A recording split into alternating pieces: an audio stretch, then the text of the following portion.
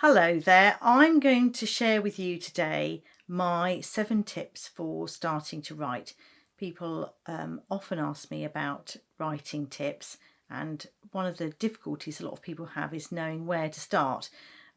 So I was just going to share some thoughts with you because I think that if you do want to start to write, like starting any sort of quite big project, starting feels like a big step.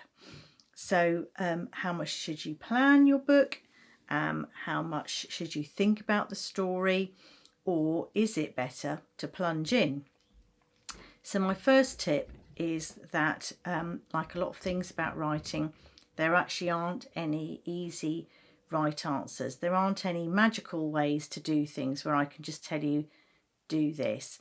But I think the good thing about that is that there are no wrong answers really either. So that's my first tip, is the fact that the best thing you can do is just to try to work out what works for you. I'm going to tell you what's helpful to me and the way that I do things. And so I would say I would definitely be a plunge in person. I don't tend to think too much or plan too much in advance. I wait till I've got an idea I'm excited about and I just give it a try. And I don't think it actually matters where you are on your writing journey. Every time I write a new book, I'm faced with exactly the same questions every single time. Do I want to try to plan this one better? How do I write this book? Am I going to do it the same as I've done previously? Every book is slightly different. But I think that is a good starting question. Do you plan or plunge in? So you might be a young writer who wants to get better at stories at school. Should you try to think things through a bit more? You might be someone who's been writing for a few years. You might be somebody like me who's actually been published, but I think that you have the same questions. Doesn't matter where you are in your writing journey. So one thing we all have in common is we want to get better. So I think that this is my second tip. Is I think the only way that you do get better is to plunge in, because to get better at writing, you have to write. So I know that probably sounds a bit daunting if you don't really know where to start. Sometimes I find thinking too much about what you're about to do, the long journey ahead, can actually stop you.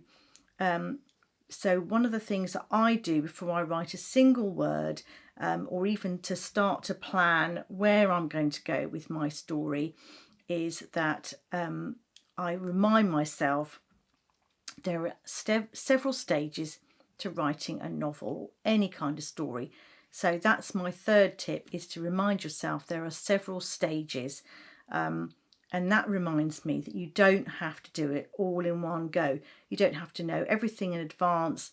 You don't really have to know particularly where you're going. So I always take a deep breath at this point and I write something. I've made a start. That always feels good. So I think that the next bit then is to think about where you are going. I think that becoming a writer is basically about mastering all the bits and pieces that go towards making stories. There are many bits and pieces. I always seem to be finding more bits and pieces that trip me up, bits and pieces that are not working well. So I think that I try again. I try not to worry about all the bits and pieces that are going to be on that journey ahead. And just to say, the bits and pieces I'm talking about, I think, are mainly your story, your main story, the narrative, and that is a slightly different thing. And I might talk about that in another video. There's your characters, there's things like your setting and your dialogue. All of these things you want to not only get right, but you've got to get them all working together well. You need to do this all as well as you possibly can. And I think that sometimes writing is very like a quite a complicated meal. you've got all these bits and pieces and dishes that you're trying to pull together, and you probably need to focus on one bit first and then another bit, and don't try and do it all in one go. So this is, again, my fourth tip, I think, is to remind myself constantly, you don't have to be brilliant at all of this all at once, because you will get better as you start to write, and you will start to find your own way through this journey. So really the next thing that I am going to give you a tip about is to try to write every day. Once you've made that start, the next thing is to keep going. Put aside a bit of time. Even if you don't have much time or think you don't have much time, sometimes you could maybe do 10 minutes before your favourite TV programme starts. You might have a notebook there and be writing something while you're waiting for something to cook in the oven. If you really don't have time, have you got 3 minutes while you're waiting for an egg to boil, just to write something, just to make sure that every day you've got something that you've written where there were no words there before. And I think that possibly, if you can, find a bit of time where you get a few hours together, because I think that really being a writer is really about doing just that. And I do write every day. I really do. I can share with you my aims. My aims are to either write 500 words, or if I'm at a different part of the process, because I mentioned there are different parts of the process, I will try to edit 5 pages, and I try to do that. My aim is to do that for 5 days a week. But I do admit I often manage to do a lot more than this, and I think that that's because I have got into the habit. So once I start, on a good day, I can write a lot more. And the other thing is, I do tend to find I do write 7 days a week. I do write every day. And that, I think the difference is, once you've got the habit, the difference that makes you become a writer is that I do that even on the days when the writing is going badly. There are many days when I sit there and I know I've got to write 500 words and I don't know what's happening next in the story. I don't even know what word is going to come next. And you almost have to force yourself to sit there and think, I have to do my 500 words. I have to move forward. It might be painful. And other days you can dash it off. You know exactly what's happening. And sometimes it takes you minutes. Sometimes it can take you hours. I sometimes tell people that I take weekends off and that I wouldn't dream of writing on holidays or on Christmas Day. But I do only say that because it does make me sound a bit less like a complete writing obsessive, because the truth is I do write literally every day. What am I writing? I'm not always writing a novel. I'm not always working on some big project. Sometimes I might just be scribbling a few thoughts in a notebook, some ideas, a character I want to capture, maybe the words to describe a walk I just had in the woods, a peculiar smell. I try and write these things down. Sometimes it might even get used in a book one day. Am I thinking every day that I'm writing something really good and really brilliant and I'm really excited about it? No, I think a lot of the time I might be excited, but I just always know there's a long way ahead. So I think that sometimes I have to remind myself when I'm doing those 500 words every day is that I have got through it before, and I usually get through it by not worrying about exactly what I'm writing or how good those words are. No one needs to read it until you've had a chance to change things about.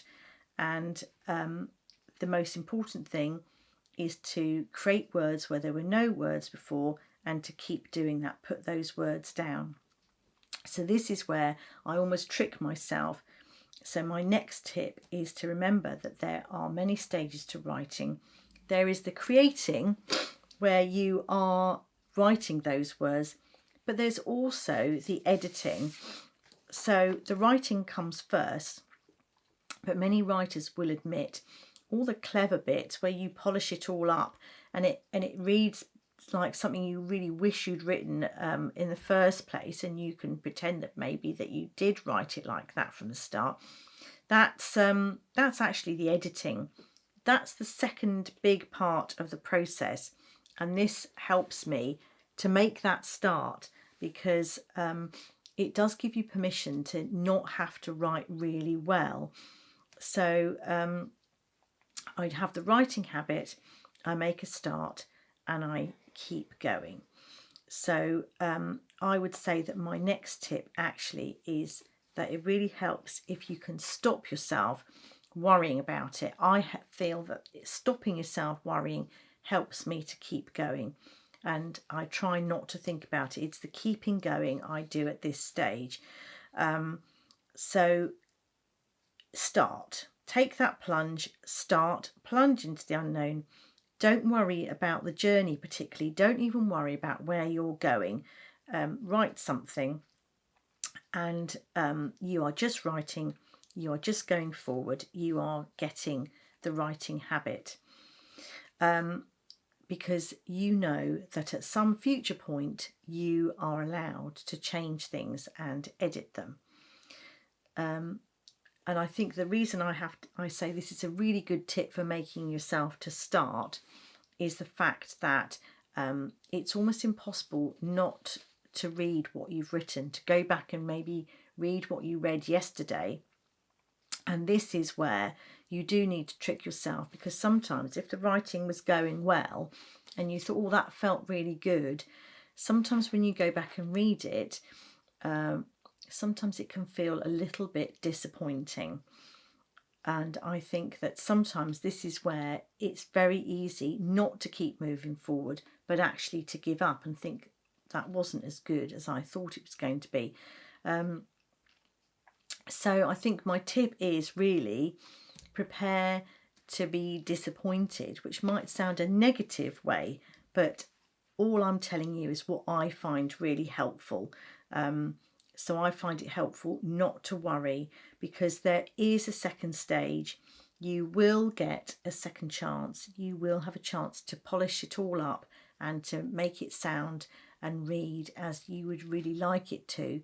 So the main thing to remember, and the biggest tip of all, is just to make a start.